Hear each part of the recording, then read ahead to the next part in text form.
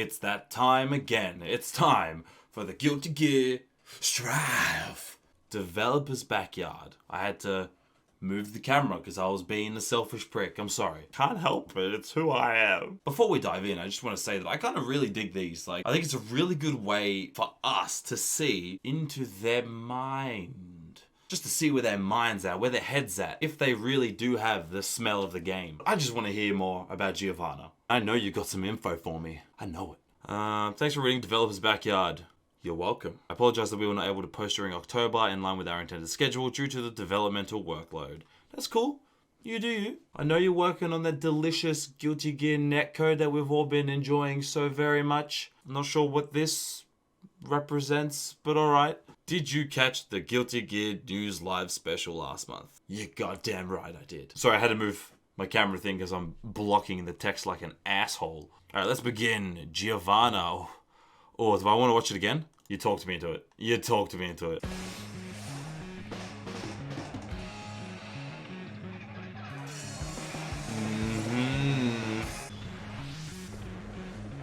Oh, so good. So good. Sorry, had to do it. Officer of Special Operations Unit that protects the President of the United States. Let's not get into that subject. Careful with her words, but manages to come off as rude and irreverent due to her attitude. Deep down, though, she means well. During battle, she allows her wolf spirit companion, Ray, to possess her and amazes her opponent with inhuman speed. I want to know more about the connection between those two. It's so interesting. Oh, here we go. Essential details. Birthday, November 6th.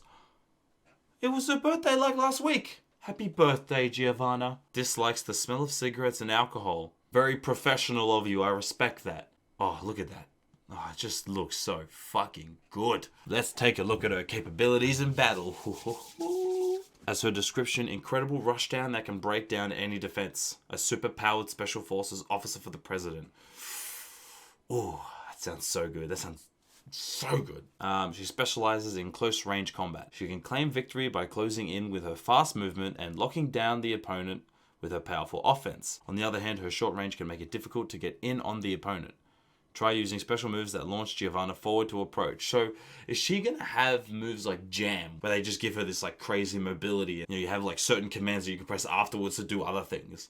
Like, that'd be cool. And I mean, considering Jam's not in this game yet, I mean, she's perfect replacement. Her controls feel natural, making her a good choice for players new to fighting games. Also, she has a unique mechanic which increases her damage output as her tension gauge fills. Interesting. I feel like that would work really well for me because I forget to use my tension half the time. And now I can just pretend like I purposely don't use it. Did you notice the brief hint in her announcement trailer? She looks different here. Yep, she's hulking out. As of now, this feature is not something that alters her controls or how she fights. For new players, this grants a benefit even if they don't use their tension gauge. For veteran players, this opens up a unique opportunity for strategy concerning how to use Mina exclusive to Giovanna. Yeah, so that's cool. Gives you more to think about in the resource management. Like, that's pretty cool. I dig that. So they hint at this and they say that it's not like a special mode or anything. So what is it? Maybe it's like Jam, like you use this and it like buffs up some of your specials. What if it's like Urien, where you use this and it gives you like armor or something? Or in this case, they hinted that when Ray kind of took control of Giovanna, it gave her this incredible speed. So what if it just buffs her up somehow? So it doesn't really change her style, which is kind of what they're hinting at. It just makes her do the things she already does, but better. Maybe something like that? I think that's the only thing that really makes sense. It's a shame though, because having her as like a mode style character would have been super cool and would have made so much sense. Like when she goes to wolf form, she gets like different moves or access to different endings on certain moves. Like that would have been cool, but I get what they're doing. They're trying to keep it nice and simple. The dum-dums like me. Alright, onto the Bleach character. Nagoriyuki. He sounds like a Bunkai. Bunkai.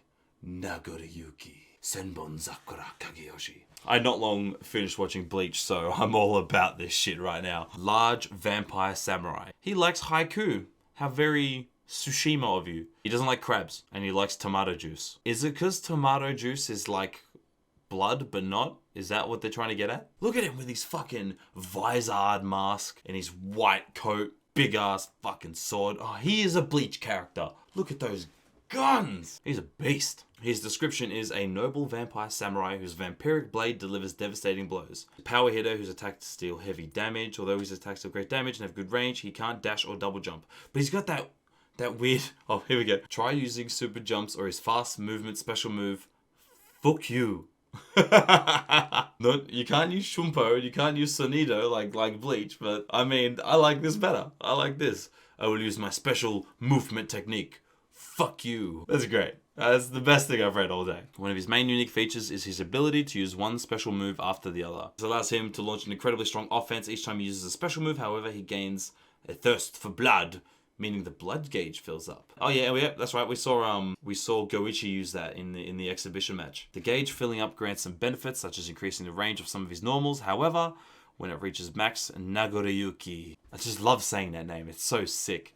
He goes berserk and forcibly switches into the blood rage state. Okay, they didn't want Giovanna to be like a state or like stance switching character, but this guy is. The animation as he enters this state leaves Nagoriyuki vulnerable to a painful counterattack from the opponent. Okay. I'm kind of picturing in this similar vein as like sparking, whereas like you can bait the sparking, like if you know it's coming, and then you can use that to punish them. So what if it's a similar thing? Like his gauge is about to fill up, anticipating him to go into super blood mode, unlock his Shikai, and you just bitch slap him. Also, landing his command grab special move, Blood Sucking Universe, causes the gauge to continuously decrease for a set amount of time. This means you can keep up your offense for longer than usual. So that's giving you a way to kind of control that bloodlust. I get it. That's cool. That's pretty sick. During the blood rage state, Nagoriyuki can't use special moves and takes damage. On the other hand, his normal moves range increase greatly and he gains access to an exclusive overdrive.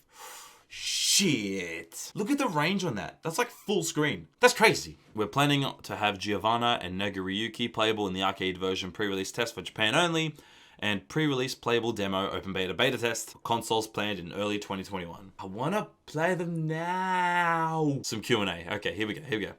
Has the rank system really been removed? The function is now fulfilled by the online lobbies. Our goals with the previous ranked match system were as follows. Players matches with different players depending on their skill level. Players can practice in training mode while waiting for a match. Yeah, that's always good. Players feel motivated to improve because they get evaluated based on the skills and match results. These goals will be met by the online lobby. Okay.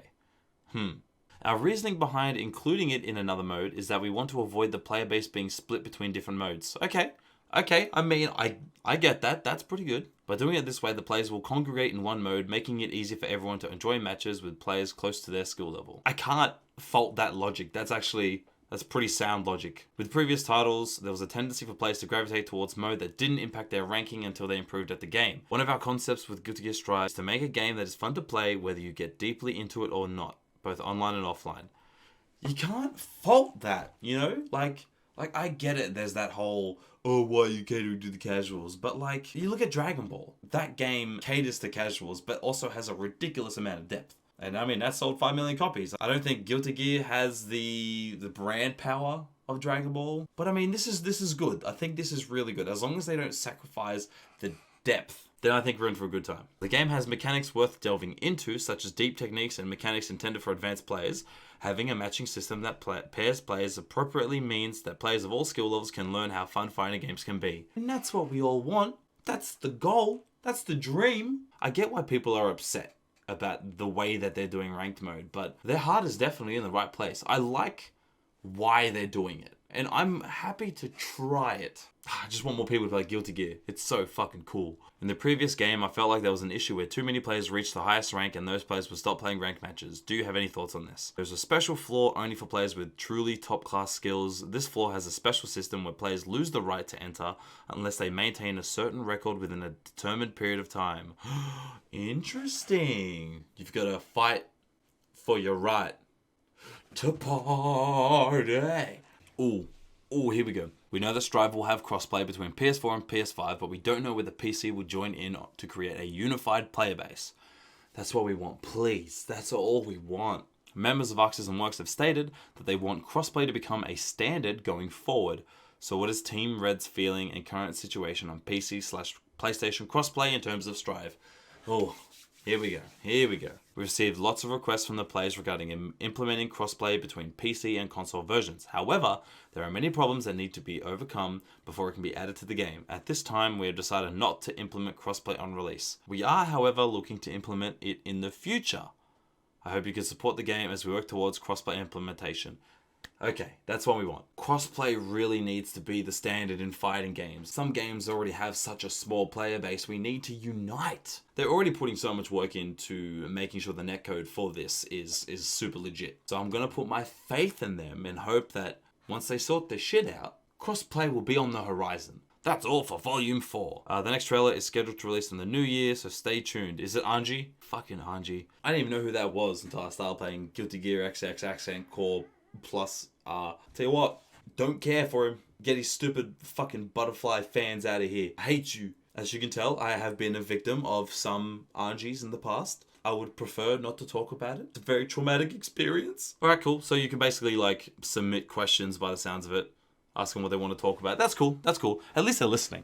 It seems like they're listening, and I think that's the most important thing. Like, they listened to us about the rollback netcode, and they're doing it. And now they're talking about crossplay. They're like, look, we can't do it now, but we want to. I think the key sentence here, right, is this. I can't highlight it. Damn it. Members of Arc System Works have stated that they want crossplay to become a standard going forward. Very much yes. If they can implement that in Strive, then they can put it in BlazBlue, Dragon Ball, Granblue. Like, some of these games already have such niche player bases. Like, why keep them divided? Why not bring them together?